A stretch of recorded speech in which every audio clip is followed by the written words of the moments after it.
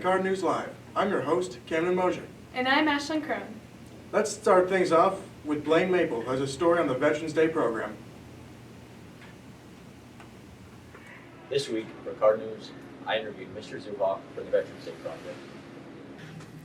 How long did it take the Veterans Day program project to come together? The length of time that it took to get the idea started and get going, probably a few weeks. We'd brought it up in our social studies PLC class, or group, and then I'd come up with the idea of what to do, and then we hashed around all the different information. And then I believe we gave students probably 2 weeks or 2.5 weeks to get that all completed. So it was kind of a short turnaround, but it was an idea that's been kicking around for a long time. All right, thank you. And Ms. Olson, do you guys plan on continuing the Veterans Day project? Yeah, we do. I think the plan is from here on out, this will be a new tradition that we'll work on, and juniors and seniors every year will pick someone new, and we've started a digital and a physical database basically of veterans that have been highlighted, so that we hopefully don't have repeats as time goes on. And so yeah, we've organized it by era, and all of the veterans that you guys as seniors and then my juniors did this year are in here now, and we have them listed as well. I did reach out to staff to give us names of veterans that are in their family or their friends or in their circle as well, just so in future years, if there are juniors or seniors that don't have somebody that they personally have, that they have somebody that they can go to too. So yeah, we will keep doing it year after year now. It's going to be a great project. All right, thank you. Yeah, you're welcome.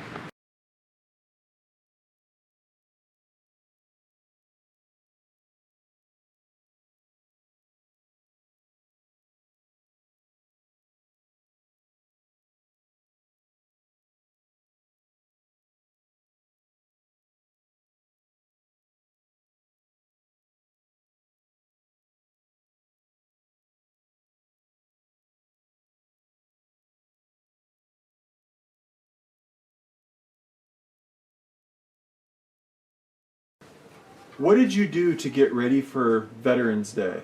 We put decorations. Which decorations did you make? Because we saw a lot of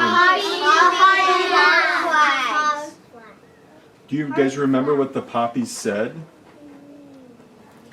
What did it say? Thank you. Who was your favorite speaker that came in? Dawn.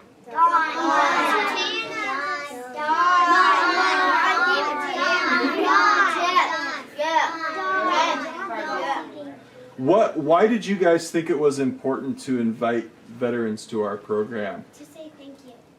Because they served in the military and people died that tried to keep us safe and gave their lives. To honor them. To honor them? Awesome. Because we can say Thank you for your service. Okay, here's a big one. What was your favorite part of getting ready for Veterans Day or Veterans Day? Making heart flags. Making the poppies. Making poppies. Making heart flowers. Making heart flags. Heart flags. Making the poppies. Are you guys going to do something exciting next year for Veterans Day? Yes.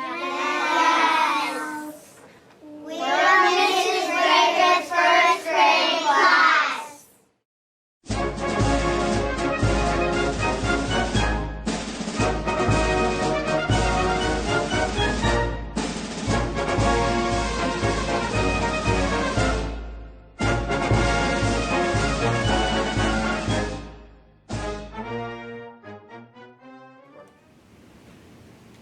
Thanks, Blaine. Now to Camden for a story on clubs. This week I interviewed Mrs. Graves about the sad Thanksgiving meal and goose chase. Can you tell me about the sad Thanksgiving and goose chase? Yes. Friday night, November 19th, we are having a sad Thanksgiving. where parents have provided a feast of a meal with turkey and ham and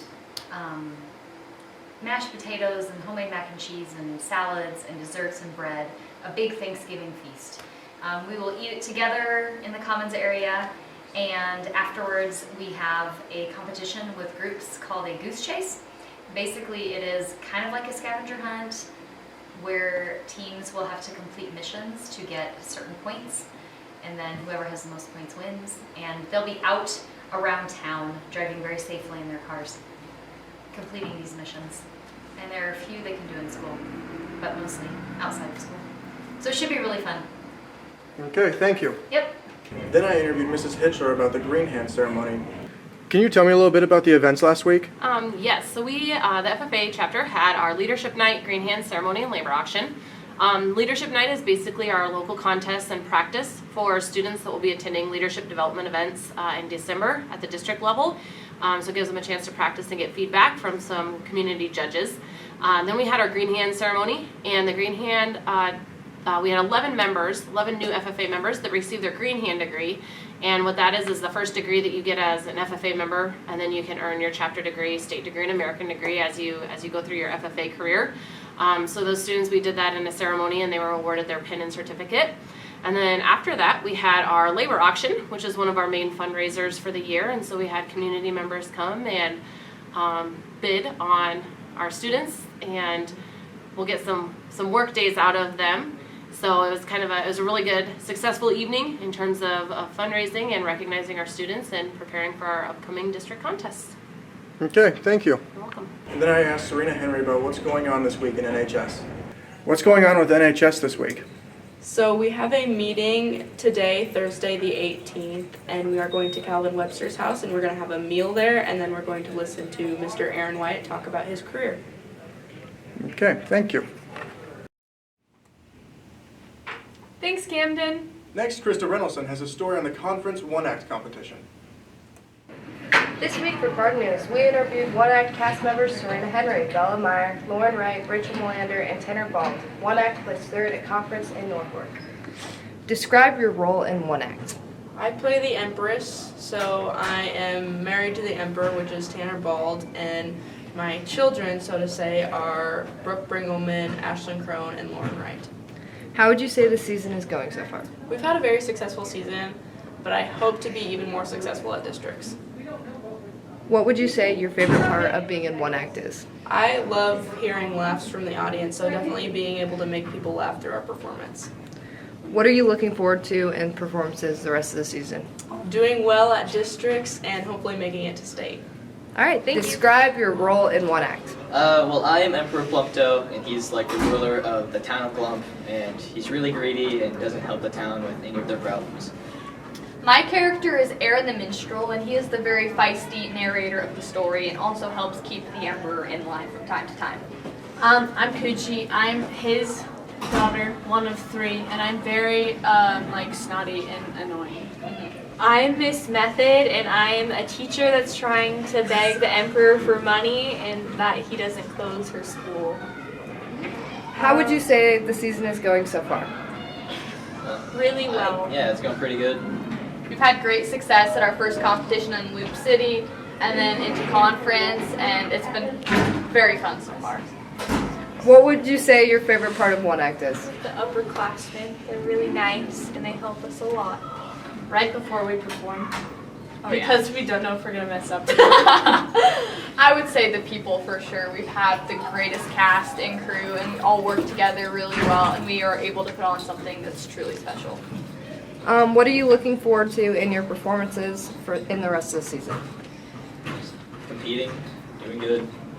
Improving every time. Every time we go out, our goal is to do better than the last, and I think we've been doing that, and just to see how far we can take this is something that's truly exciting. Performing in front of the community, getting recognized and praised and stuff. Yeah, getting feedback and just having fun with each other. Thanks, Krista. Now we'll wrap things up with Emma Benson, who has asked the school, what's your favorite Thanksgiving food? In honor of Thanksgiving break coming up, I went around school asking students what their favorite Thanksgiving food is. So let us pass the question on to you. What is your favorite Thanksgiving food? Mashed potatoes. Turkey. I like mashed potatoes. Stuffing.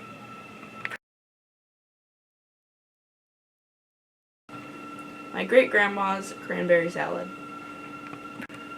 I like apple pie. I like chocolate pie. Pumpkin pie. Thanks, Emma. That's all for this week. Make sure to tune in next time on KARD News Live.